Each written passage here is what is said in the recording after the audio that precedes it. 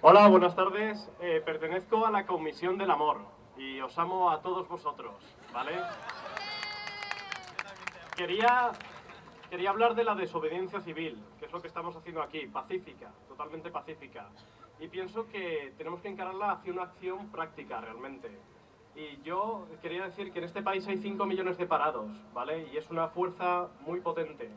Así que yo invitaría a organizar una acción conjunta, internacional, ¿vale? Entre ciudades, entre que todos nos coordináramos y ocupáramos todas las casas que se han quedado los bancos, ¿de acuerdo?